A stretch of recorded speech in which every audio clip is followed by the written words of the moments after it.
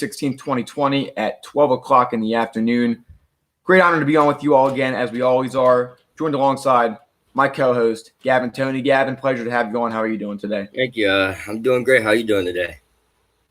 Great as always. Happy to be on the show with you. We have a special guest coming on later to talk about the return of high school sports and a lot more. So very excited to get started with that. And so today we are going to begin with some somber news for Eagles fans. Brandon Brooks, arguably the best guard in the NFL, I would say, next to guys like Quentin Nelson and Zach Martin, ruptured his Achilles this week. I believe was running during it, which is it happens. It's a common injury for bigger guys, and we know that Kevin Durant's had it before. Brooks had it in the Saints game last year. If people don't remember, that was the injury. He came back early too, yeah. Yeah, he came back fine this year, so he is out for the year. That is official. So, Gavin, I'm curious to hear some of your thoughts on it. Obviously, it's a sombering situation. Let's hear what you have to say. I was so upset when I first found out because Brandon Brooks. It seems like a recurring factor, sadly, with Brandon Brooks, and Brandon Brooks could be the best right guard in the game. I don't know, on any given day, but it just sucks because the right side of the offensive line, in my opinion, is probably the best side of our offensive line with him and Lane Johnson together. And I was upset because I'm like, there's no activities going on as football wise. So how did you do it? And then my second thought was the run game is going to struggle this year just a little bit. But I'm a little hopeful that, everything's going to be okay. Best of wishes out to him and his family. And you look at what Jason Peters also said he was open to play guard. So I don't know. Would you be open to that? And what was your reaction to everything? My reaction, similar to yours, was upsetting, thinking about the future of the team. Obviously, on a humane point, it's unfortunate for him. He's overcome a lot. And so I give him nothing but props. He has the anxiety that he's not only be able to overcome so that he can play the game as well as he does.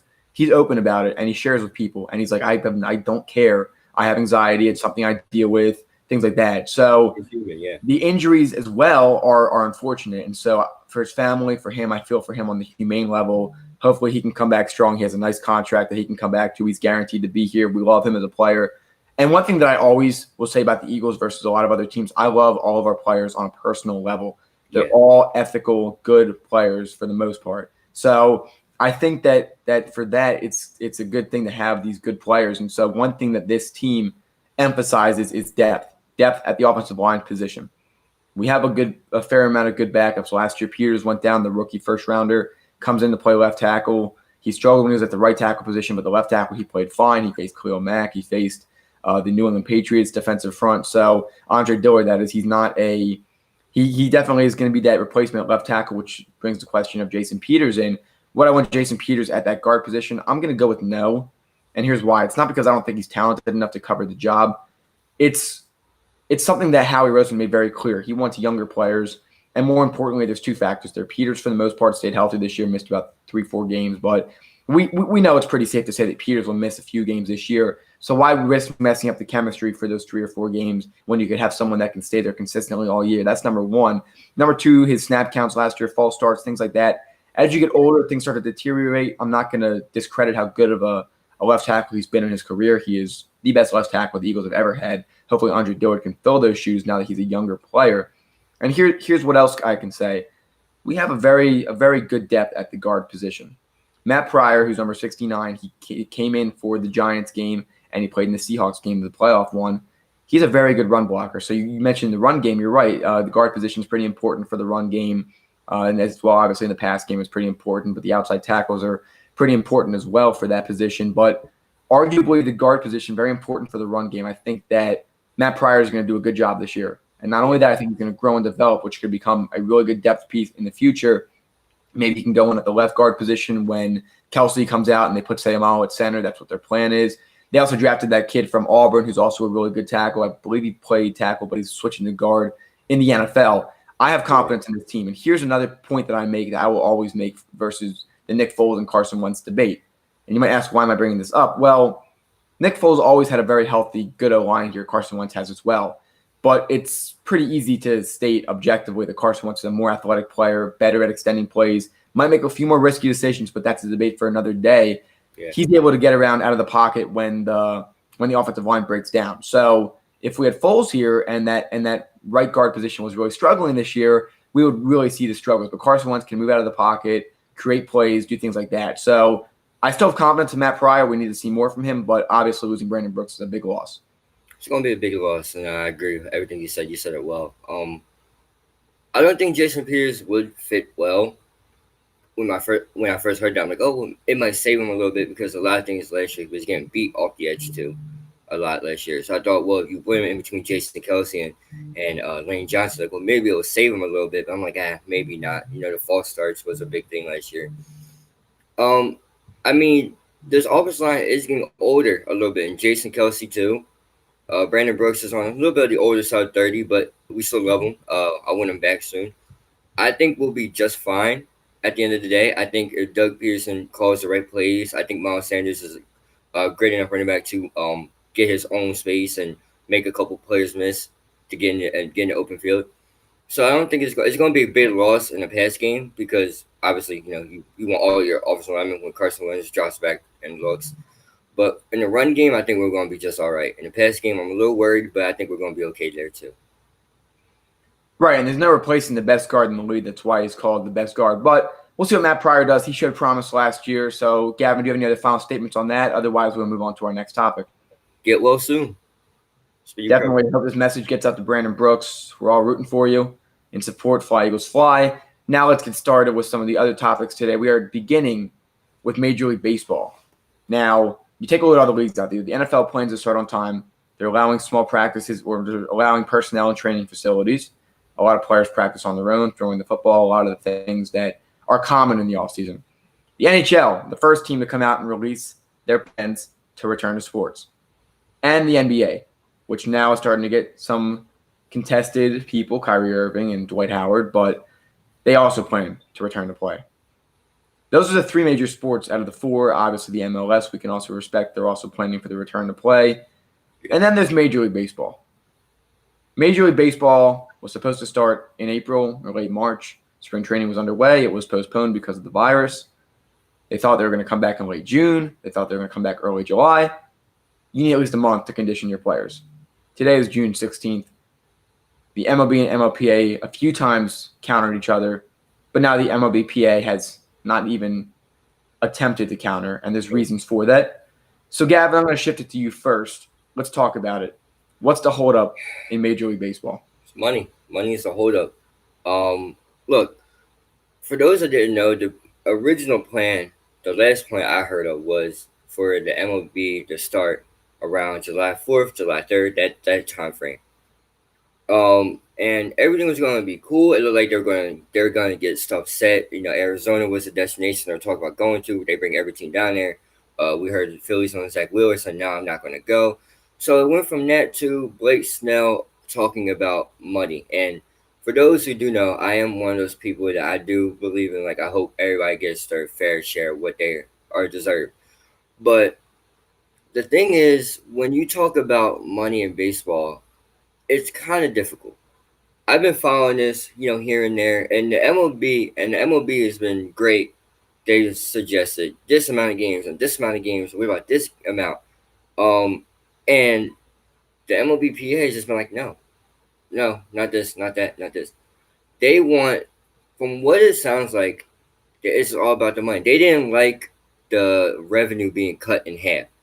So basically, a guy that was supposed to make, let's say, $5 million is going to make less than what he made.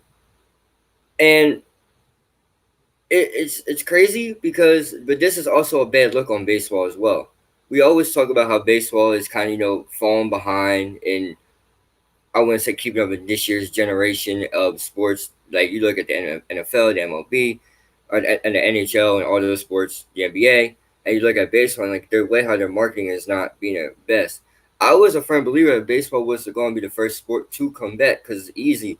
We talk about social distancing. You don't got to sit in the dugout. The only spot that wouldn't be social distance would be home plate. But everybody wears their face coverings and masks and stuff, so I don't think that would be a big deal.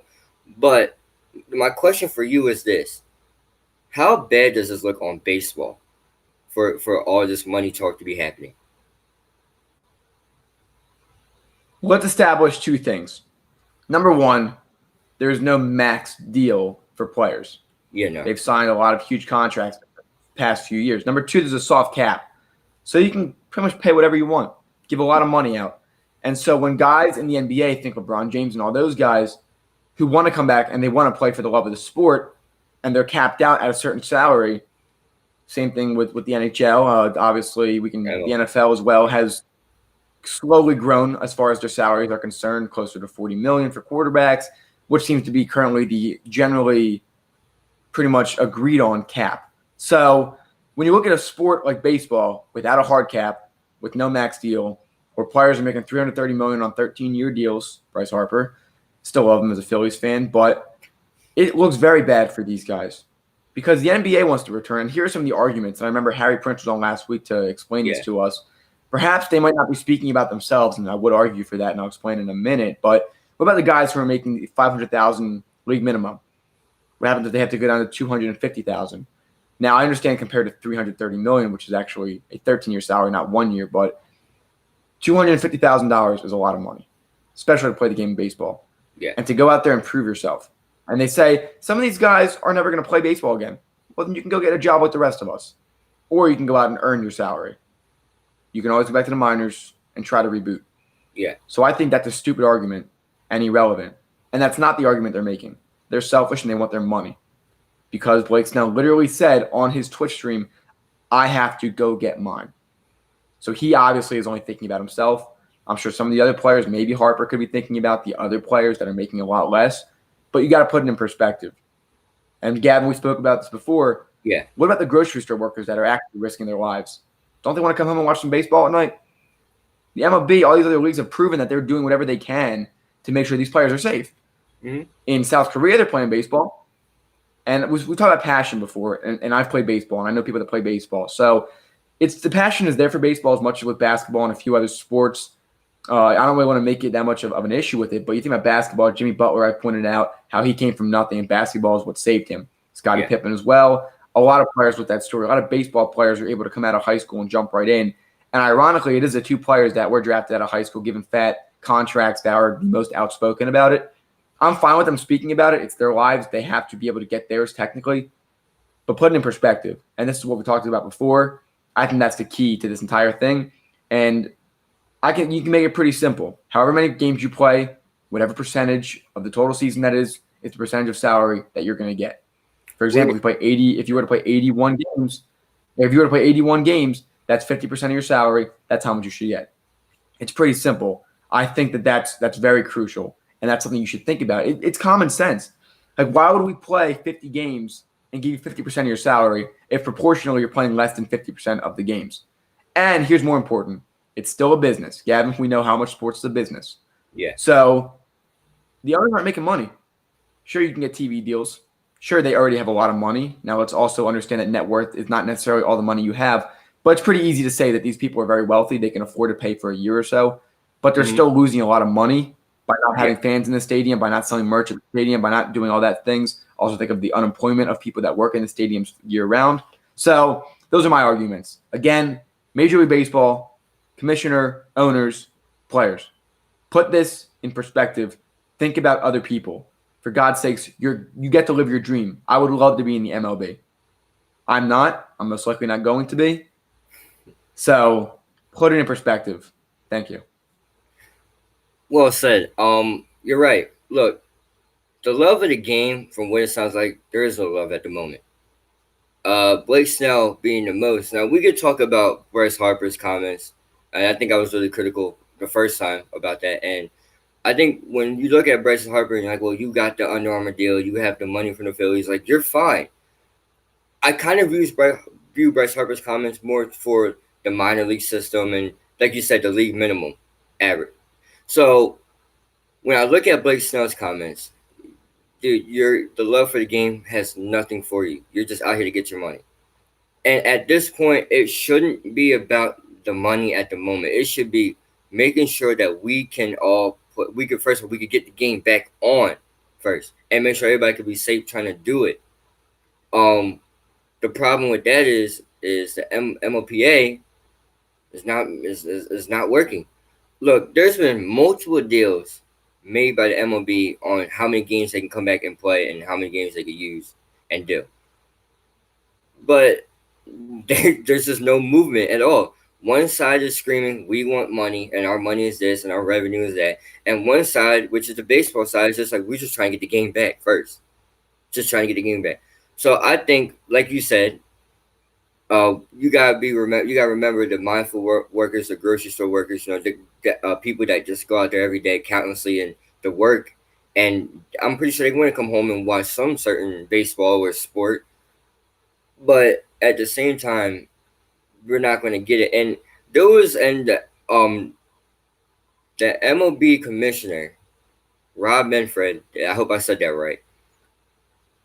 Rob Manfred said, "I'm 100% sure this season might not happen." It's crazy how one guy, Blake Snell, opens his mouth about one thing and now the season may or may not happen. Every other sport has a plan on coming back, has a date on coming back, or is coming back. Consider the NBA, NHL, all those guys, MLS. This is the only sport that has not decided anything yet. It is June 16th. The baseball was supposed to start July 3rd, July 4th. This is disgusting, and this is just words can't even describe this feeling. But I will leave it at this, though. If there's no baseball this season, the next season is going to be even worse because the fan base that you so-called have and love is going to be disappointed because there will be no baseball this year. So I'm going to leave it at that.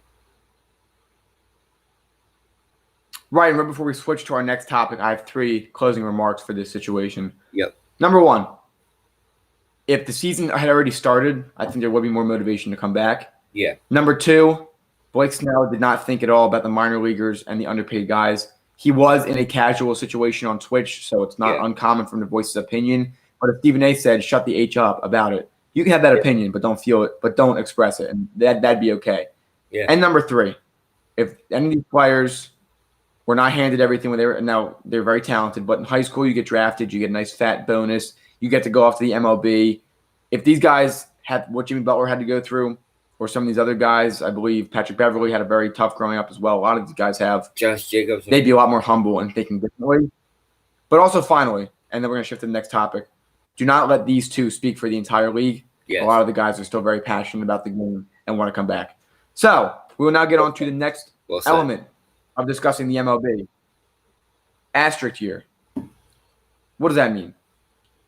It pretty much means that the World Series champion is the World Series champion, but there's some sort of tainting on it or some sort of filter that discredits them as such.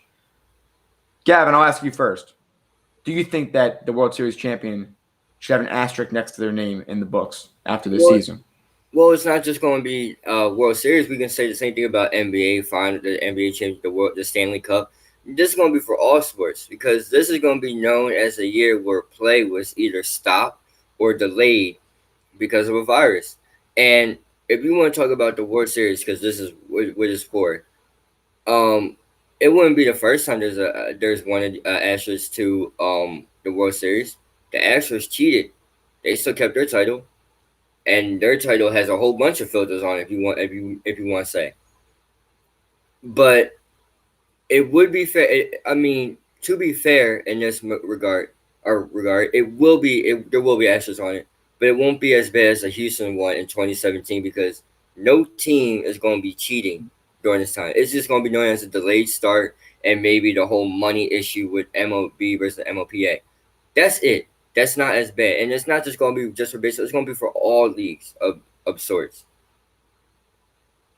Absolutely. And so that's definitely something to think about when you compare it to a team that cheated and still kept their trophy. Why should this year be tainted when it's not in any of the team's control? Yeah. So here's some of my thoughts on it. Here's what I love about baseball and hockey.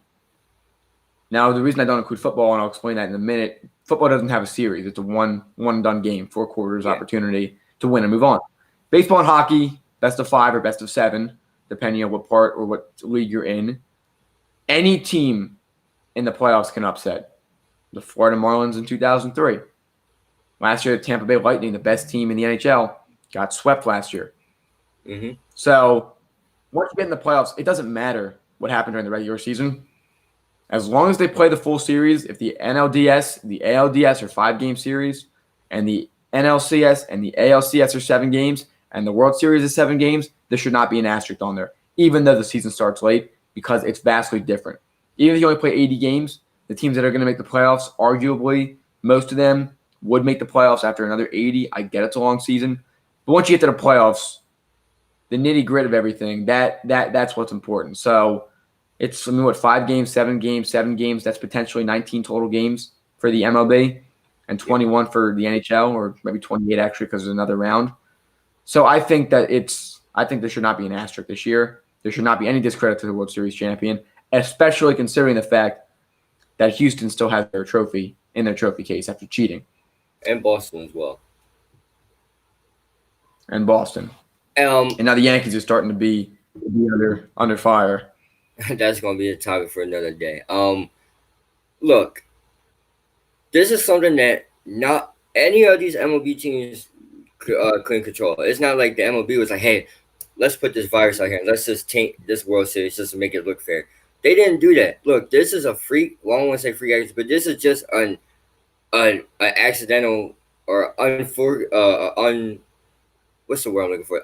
Uncontrollable situation. Yeah, it wasn't like they can control this. It wasn't like a team did this. This is just something that just happened, and it affected everybody. All sports world, all human life was affected by this.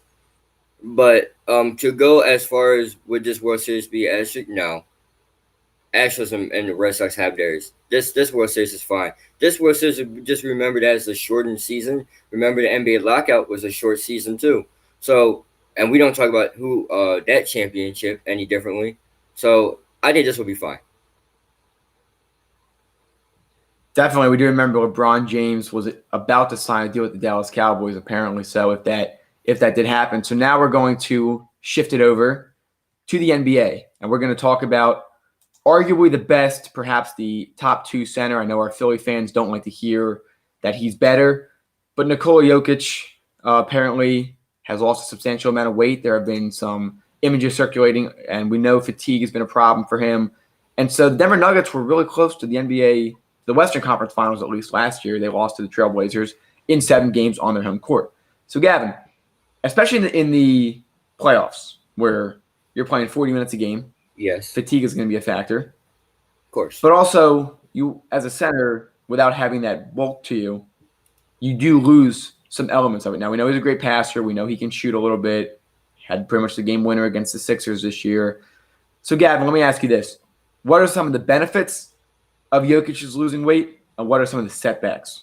Well, I'm going to start with the benefits. Like you said, fatigue, he shouldn't get as tired. He did set the record for most playoff minutes in a series. I forget. I think that was against Portland. But Nikola Jokic has a great skill set. So fatigue was one of his main things that was slowing down. I hope with his new look and his new transfer, helps him out really.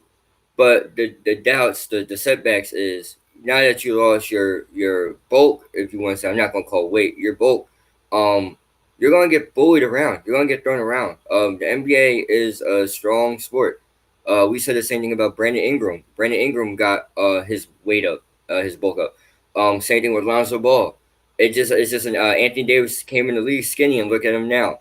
I think to lose, and as a center too, to lose weight or to debulk yourself I think you just gave yourself a mad disadvantage in the post. You're going to get thrown around a lot, and you're not going to be able to body people as you used to be able to. Definitely. And so with a team that can go big, go small ball, obviously the center like Jokic, you don't want to. You think back to guys like Kristaps Porzingis, which you kind of shift that power forward kind of role where you're long. Think of Chris Bosh. Those guys had no problem succeeding. So I'm going to think that this is a benefit for him. He's going to stay in a lot longer. He can probably get more jump. And I've been there when you lose weight. A lot of us have been. When you go up and down, you know the difference in your energy. And I'm sure he feels better during the day. Perhaps he's on a routine where it helps him out. I'm curious how getting in the bubble is going to see if we start to see some weight go up. He might add a little bit more on. You can always put muscle back on. It's not the same thing when you have a certain bulk to you. So it's interesting, but I think the Denver Nuggets are destined for success. They could potentially find themselves in the semifinals. We do forget about the Lakers and Clippers sometimes when we get caught up in last season's NBA talks because the Nuggets were right there. They lost to the Blazers. Now look where the Blazers are. But I think the Nuggets are gonna succeed. I think they're a good team. Their chemistry is good, but I don't think they're good enough to compete on that top tier level. But I do think we see a better Jokic because remember he can still get inside. If he can't move a guy, he can kick the ball out. He's got plenty of shooters around him. So those are my thoughts on him losing some weight. See, I'm all for people, losing weight, and and if it makes you more healthy, and if it's great for you, and I'm all for it. Trust me, I really am.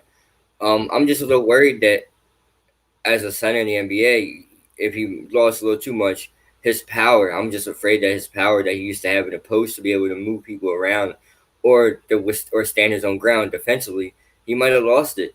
I think teams, if that's the case, I think teams like, because he's in the West, I think teams like the Lakers who have Anthony Davis who can just bully anybody or Zion if he makes it to the playoffs. Zion's a freak of nature and really strong.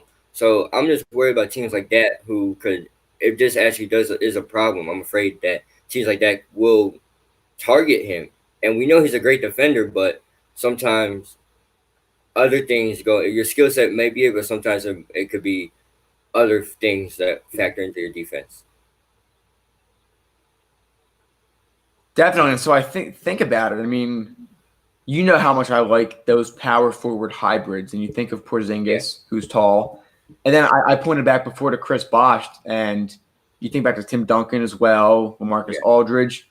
I'm not saying Jokic transitions there because it is a mindset. He still has the mindset of a big. So I'm curious if he's trying to move guys around, if he doesn't succeed, how he reacts. That's why I think being such a good passer that he is going to be a benefit for him. I mean, we're just going to have to wait and see.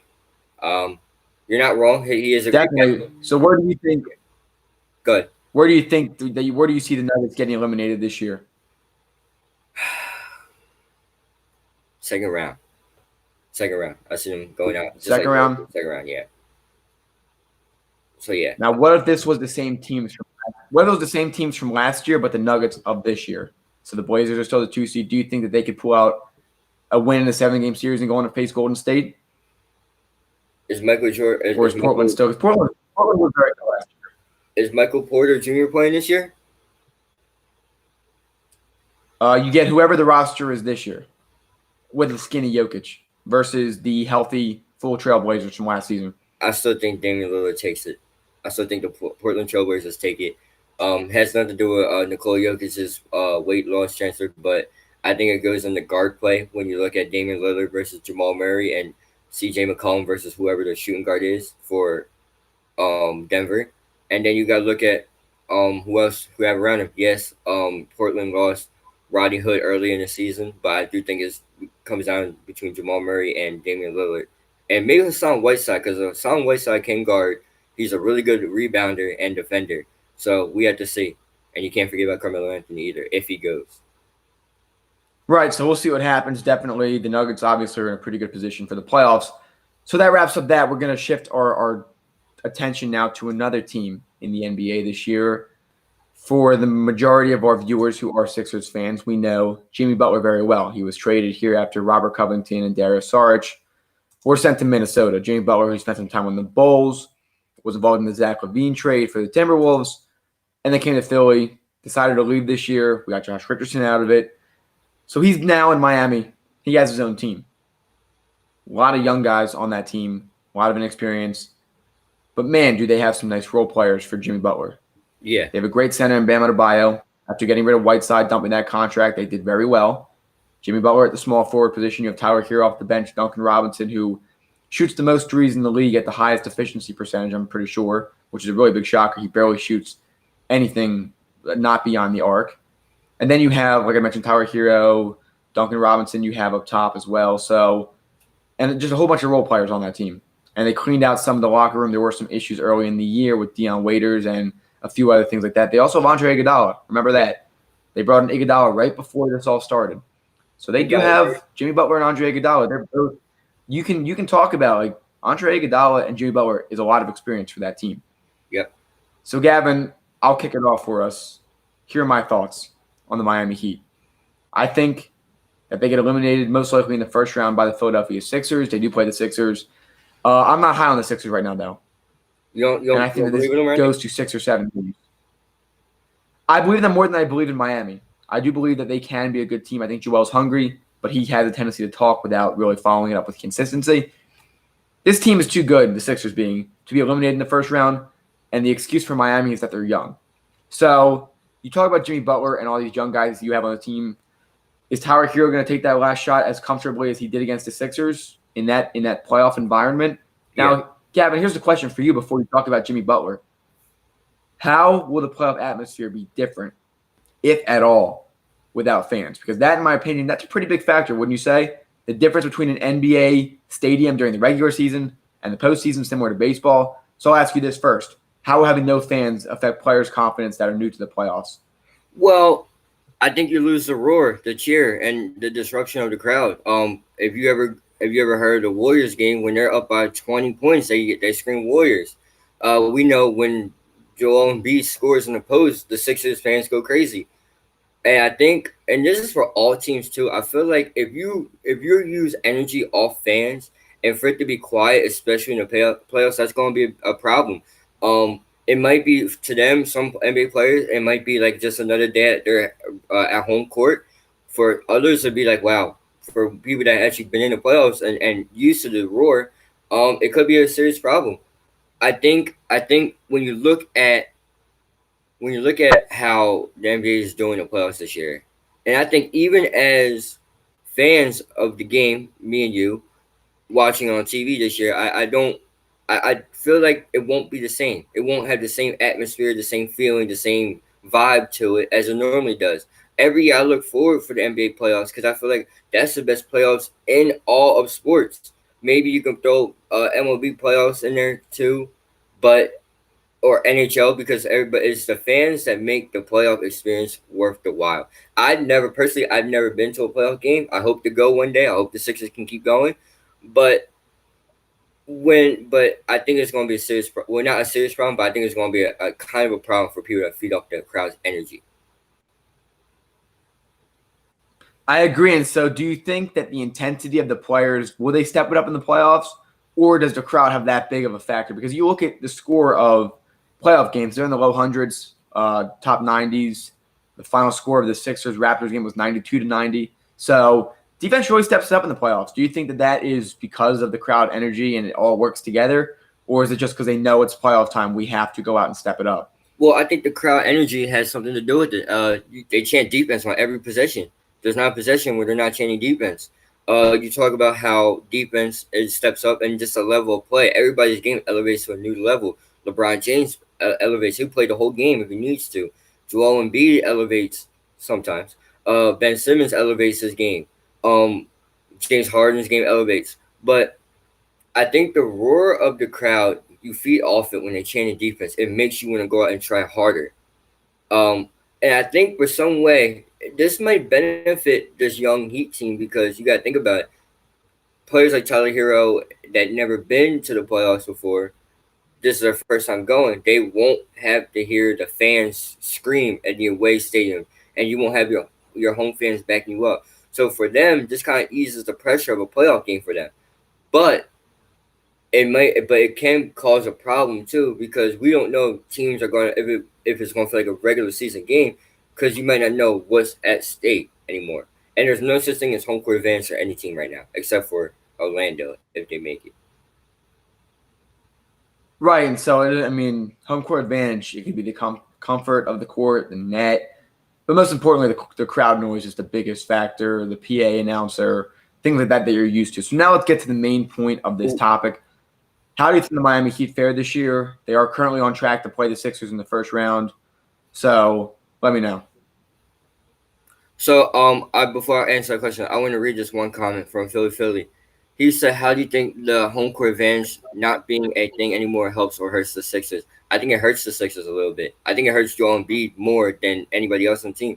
We know Joel Embiid being the more interactive guy with the fans, pumping us up, getting us ready. So I think it hurts to not have fans for at least Joel Embiid's aspect. So Yeah, I think it hurts the Sixers, not the whole team, but just one person in general. And I then, think it gives Embiid an opportunity to get focused. When Embiid is focused, he's good. When he's happy, he's good. When he's pouty on the road, when they're in his head, he's bad. So I think being neutral for Joel Embiid for an entire series versus being happy for 3 games or 4 and mopey for 4 or 3, then I'm going to go with that. I'm going to go with the fact that Embiid should be able to be fine at the neutral level. I think he's hungry. I think Ben Simmons is really hungry. Tobias Harris as well. Even though we sucked on the road, some of the biggest factors were 3-point shooting in those games. And so I think that, the crowd can get in your head to an extent. I'm not really a psychology master where I can explain how it works with the 3-point shooting on the road, but that was the biggest X factor. That's why we were so bad on the road this year. And maybe it is because we didn't have it could be because the energy of them was depleting to us, or we didn't have the energy of our crowd to empower us. But I think this team's ready. I think this hiatus was really good for the Sixers. And we mentioned before Joel Embiid and Ben Simmons as our 2 players that would benefit the most from this hiatus from the Sixers. So that's my take on it. So the Miami Heat, yeah, what are we looking at with them? I think they get bounced by the Sixers in the first round after a nice 6-game series. But this is going to be a good test for the Miami Heat to see what it's going to look like, hopefully down the road. I like the players they have with them. I like the role players they have around them. I like they got a great. Me personally, after seeing Jimmy Butler's performance in the playoffs, I want to say Jimmy Butler might be one of the best underrated playoff players that I've seen, especially with his defense, his way how he carries himself, and the way how his mid range game is kind of how you need to play in the playoffs. You can't live and die by the 3 in the playoffs because you could really will die by the 3. But the thing is, also, is you have to look at their head coach and who they have too. They got Eric Spoelstra. He has rings. He also coached LeBron James, Chris Bosh, and Dwayne Wade all at once. There's not a problem with this team. They just won't run far because I think the Sixers outmatch them in a few ways. And plus, I don't think they have. I don't like you say the bull. Not the Bulls. The Heat have role players. I don't think they have enough to move on to the next round. I think they need somebody else. Great, and that's definitely a good point. They have a lot of potential coming up and running. I think they're really building a nice team down in Miami. Hopefully, there's no drama between them, Joel Embiid, all that stuff that started to circulate during the middle of the season. So hopefully we keep all that going. We are going to take a quick second to remind our users of some fun ways to help out with the program. After that, we have Ryan Whitman coming on to discuss the PIAA. So a lot of exciting stuff here in the last 20 minutes. And now here's our video.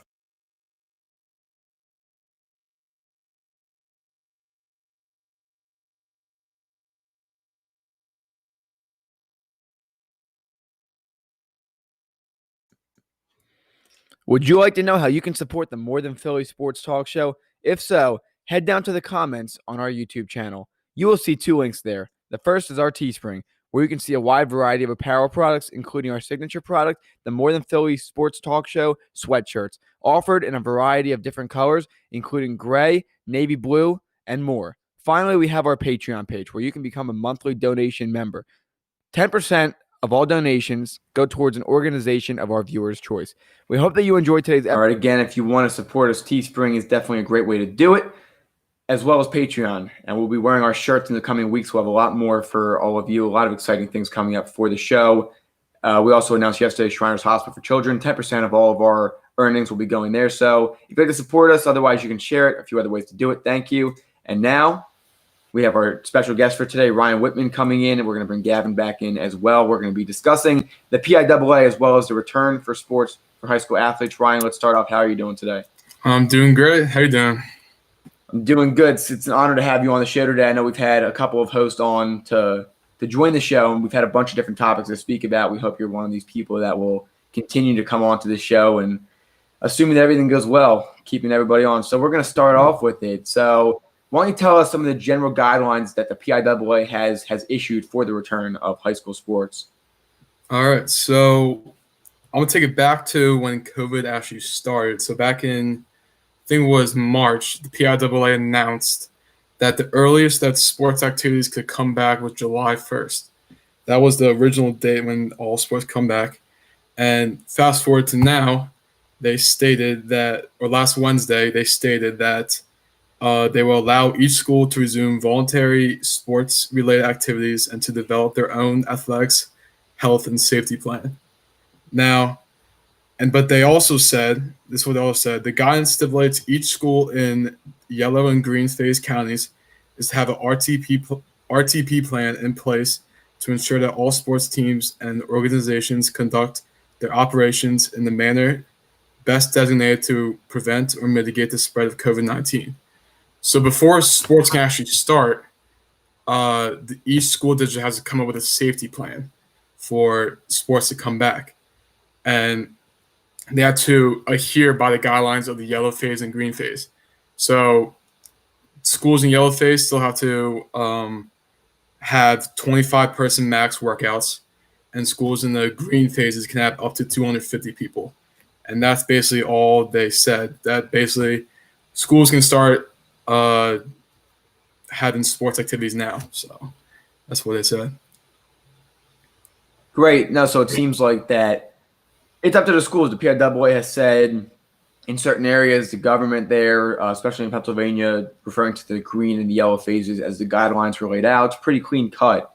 And so the next question I have, do you feel comfortable returning? Do you think that we're not going to mention school districts specifically, but we talk about the possibility of different schools, different things you can do. When you work out, you're close to other guys, perhaps washing hands, even wearing masks during maybe non-physical activities, as wearing masks aren't the best idea for those. But in areas where you can't social distance, or even when you're playing a sport, you really aren't social distancing. So I'll ask you that. How comfortable would you feel? How comfortable do you think some of your teammates and maybe some other athletes that are excited to get back to playing the sport, but definitely doing it correctly? Well, I know some of the guys on the football team, they want to get back as soon as possible. So there's a lot of people. But it sort of brings up the question that I sort of came up with, like, is it almost too late for schools to actually start implementing plans for sports to come back? It's already July. It's already June, in the middle of June. And I already know lifting and sports conditioning would be starting now. Nothing's been sent out, no plans or anything by the school district. And there's honestly, I don't know if there would be enough time for kids to actually be strengthened enough and conditioned enough to go back, because camp starts in August, football, and you risk the fact that kids could get injured without getting enough strength or conditioning before the season actually starts. So I have really no idea if I'm comfortable or not. It's sort of up to the school for me. That's basically what I think. But gotcha. Now it makes tons of sense, and that transitions us to our next question. How important is it, two ways, how important is it for players to be able to condition before starting camps or getting involved in sports? I know basketball is a little later, but football, pretty much off the bat, talking about August, you're getting ready. So that's question number one. How important is it to make sure that you're conditioned for camp and for sports? And number two, what kind of pressure does it put on a student, or maybe just how important is it for you on your own to be able to stay conditioned and stay in shape? It's very important to stay conditioned and in shape, because we've been doing, I know for football, we've been doing Zoom meetings for workouts and stuff and trying to stay conditioned and stuff, but it's not the same energy in the weight room. You don't have enough weights and stuff. So you kind of just have to go out on your own. I know that yesterday, a couple of guys, like O-linemen, went up to the field, did agility ladders and sleds to try and stay conditioned and stuff. But yeah, it's really important, because it basically comes down to, if you're not ready to go to work, then you're not going to start. That's basically what's going to happen. So it's very important. That's what I would say. Right, definitely. I know Gavin's going to touch on the injury for you in a moment and your recovery. But so for you personally, what have you been able to do, or what are some suggestions? I know we do have a lot of young viewers who maybe are involved in athletics. What are some things you can do at home if you don't have access to the high-end workout equipment, maybe a few weights, using your body, sprinting, things like that? What are some things you've been doing to keep yourself conditioned to be able to be in shape for sports? So I've been doing I only have weights. I like dumbbells and stuff, not like a squat rack or bench or anything. I've been just trying to put weights in the backpack, do squats with the backpack on my back and stuff, going out, walking, running, doing agility ladders and stuff, just trying to stay conditioned. But with my injury right now, it's kind of hard. I've been doing PT a lot, but that's what basically I've been doing, just trying to stay in shape as best as I can. That's basically what I've been doing. Definitely. So, Gavin, I'll switch it over to you for some of your questions. What's going on, Ryan? How you doing? How's it going, Gav? Doing good. That's excited to hear. So, we talked. So let me just go back. The night of it was a playoff game, right? Mm-hmm. Yep. Night of the playoff game. You injured yourself. Yes. Mm-hmm. So first of all, I want to ask you, how has that been? How's the recovery process going for you? It's been good. It's been going really well. So, in case of viewers don't know, I tore my ACL, MCL meniscus back in November, and I've been recovering ever since. I've been doing PT every week. I have my own stuff to do. I go over to tracks and stuff, do my workouts, running, jogging, walking, all that. Just trying to get better, and it's been going really well. So I'm happy with it. That's good. That's what we like to hear. So I remember talking to you, and before all this happened, I want to say this is like January, when you started, you were able to come back to school, and I asked you, and I said, will you be returning back to football next year if you can? Well, I will not be returning because I know because I'm actually getting another surgery in July for my shoulder, and honestly, with the severity of my knee, the doctor told me it would not be a good idea to return. So, yeah, I think football is out for me. So what about baseball? I'm sad to say that, but I think it's done. But well, you were a legend on the field. thank you. For those that didn't know, we were teammates back in 7th grade. We were. For a short bit of time. Great time. For great time, yeah. But what about baseball? We know you're a good baseball player. We know you have a nice swing. So would baseball be in question for next year? Oh, definitely. That's my passion right now, baseball. That's what I wanted to go to college for and stuff. I'm just trying. Hopefully I'll be ready for baseball. That's my plan. I hope to be ready, strong enough to come back and just ready to perform, So well, that's great to hear, buddy. We're all pulling for you. We really are. And one last thing, if you don't mind. So going back to football and everything, if they cancel the football season, because there's been talks about high school sports, the contact sports, at least like the really contact one, being canceled. How would you feel about like the sports like wrestling and football being canceled this year?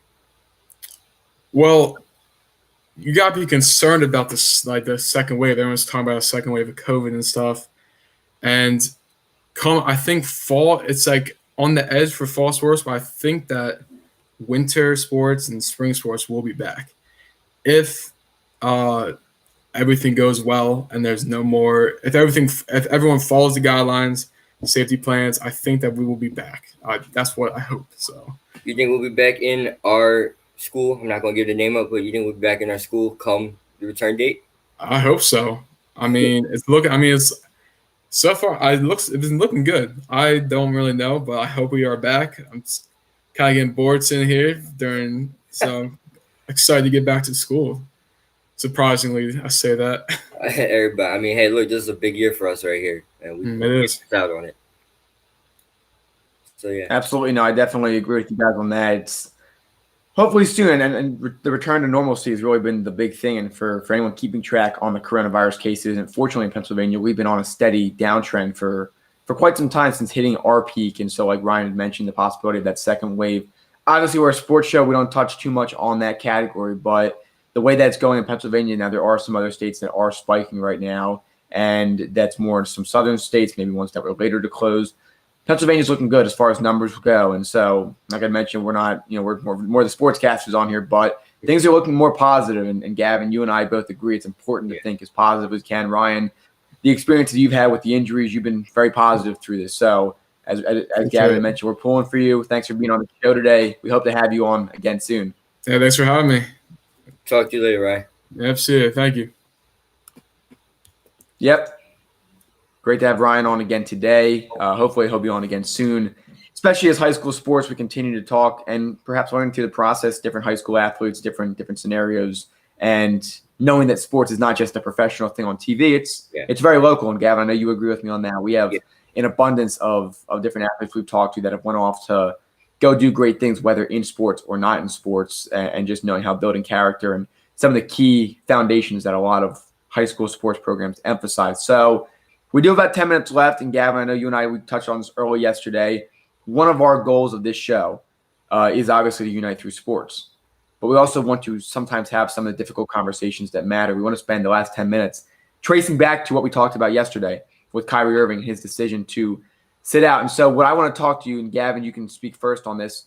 Let's talk about it. We know what's going on in the world right now. We all are pretty well aware of it. The awareness is there. Yeah. Let's talk about it. What are some things that we as a society should do, even with, and this will trace back to Kyrie Irving, perhaps some advice for him, or maybe if he wants to give advice and use his platform to speak. We spoke about how the NBA, without the NBA, these guys aren't able to use this platform as well as they do right now. LeBron James wants to return. And even today I was watching First Take, and they spoke about it. You can totally go back and still make a difference. What are some things that, number one, professional athletes can do to make a difference? And number two, what are some things we, as I guess you call us regular people, maybe not professional athletes, but our opinions, us as people matter just as much as everyone else. We are all equal, and that's something we will fight for until the day we die. What are some things that both athletes and us as a society can do to make a difference? Well, I'm gonna touch on the athletes first. I think for the NBA case, or athletes in general, actually, but I'm gonna speak on the NBA first. I feel like if you all go together, everybody's individual platform is strong enough without one another. So why don't you all come together and speak together as one? That's a strong platform as itself right there. It's gonna get some guidelines. It's gonna make the news.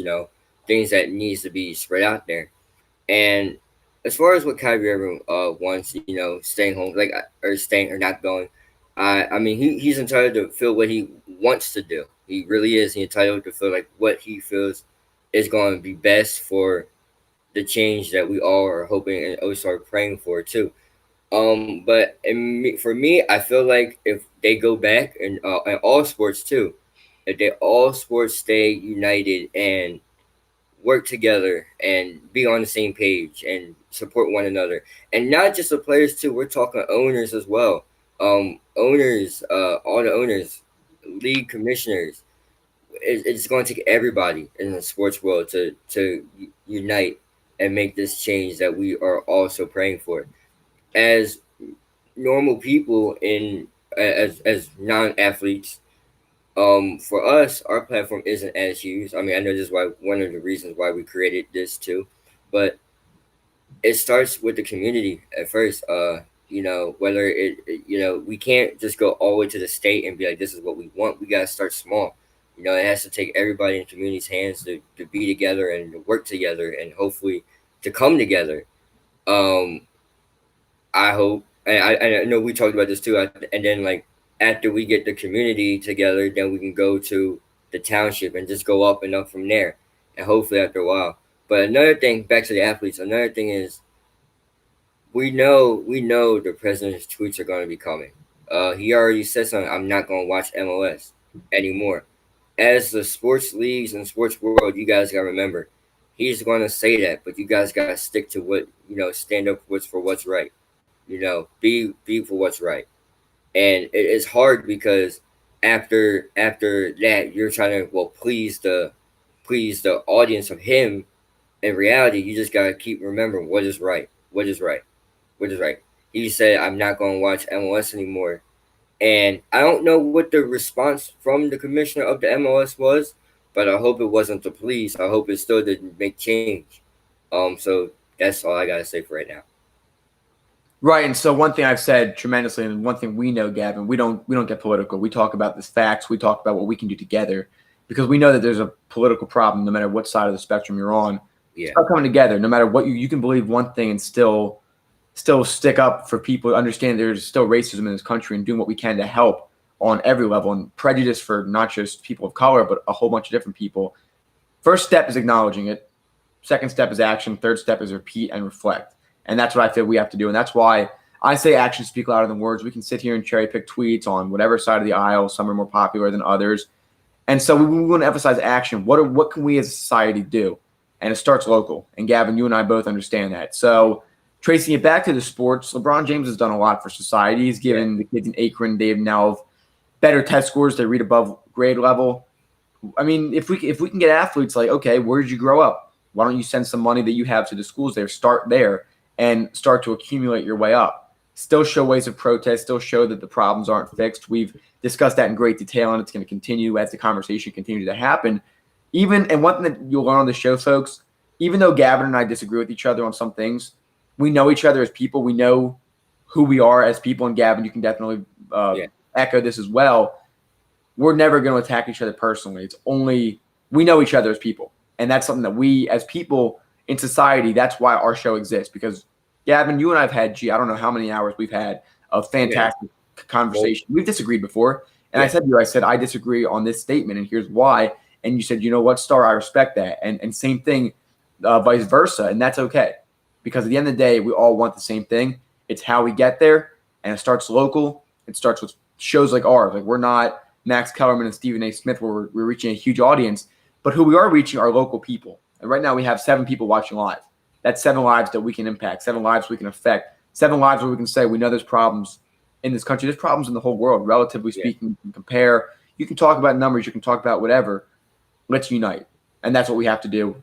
Beginning of every show, we say this. Our mission with this show is to unite through sports and show you can disagree with people on things, especially on sports, and still be friends. Gavin, we're still just as much friends as we were before the GOAT conversation on this show began. And I'm sure you can echo that just as much. So it's about showing. Like, what we do on this show is to entertain you with sports and talk about sports, but also to every now and then talk. We're not going to shove down your throat an opinion. We're going to state facts, and we're going to show by doing. Like I said, Gavin, you know, actions speak louder than words. So instead of telling you what you should do and shaming people and doing some of these things that everyone, no matter what your political affiliation, what your skin color, whatever, have done, we're going to show you, here is how you're supposed to act in society. Here's how you have these healthy conversations. And that way, the third step, which is looking back, reflecting, and seeing your progress and repeating, that's how we get it started. And little things, for example, we're donating this month 10% to Schreier's Hospital. That's not so we can show off about it. That's not to post about and talk about. It's because we know personally on a local level how much that money can help. And not just money, but actions. What can we do, especially coming out of this pandemic? Those are some final reflections I have. Gavin, I'll let you go now. Well, speaking on Shriners Hospital, they done a lot for me along my life. They gave me the opportunity to do some things I didn't think I was going to be able to do, or to wear some things I didn't think I was going to be able to wear. Also, they also give chances to other people besides me too. So that's why I was happy to hear when we were able to agree on where we wanted to go to. And Shriners isn't going to be the only place we decided to donate to. We're going to donate to many other places too, around down the road. So that's not the only place. And yeah, back to say, like, yeah, we disagree a lot. GOAT debate is more often, and I think Carson Wentz versus Nick Foles was a good one too. But at the end of the day, the respect I have for my friend over here across the screen, you know, we're boys. We're always going to be friends. We're always going to do go back to the Y Basketball League when I was locking down Zach in basketball, and but it's just, you guys gotta remember, like, it's okay if your belief is different, but respectfully to disagree with somebody too, it's fine, and you can still stay friends no matter. Like I said, yes, we may only have 7 people together watching, but that's 7 lives. We hope we can turn or change a view on some things and unite together. And even the people after the live that watch, the viewers that after that I hope the same way too. We always say unite together, so let's be together. We're better together than against each other, and I'm gonna leave it like that. Fantastic closing remarks. Unity, unity, unity. No better way to do it than by surrounding ourselves, hopefully, with either a Super Bowl trophy, or the Sixers doing something, or if the MLB comes back, even more so, always keeping ourselves in mind that we're all trying to do the same thing. And most importantly, every person in this world is trying to do better by themselves, better by their families, better by their communities. Those are our closing remarks. Thank you so much for tuning in to today's special edition of the More Than Philly Sports Talk Show. We're back tomorrow at 12. We We'll have see you Jay Star tomorrow. coming on, the infamous host of the SNS show at Penn State University. We'll be discussing the Eagles, Penn State basketball, and Penn State football with him as well. So stay tuned for that. Until next time, everyone, have a great time.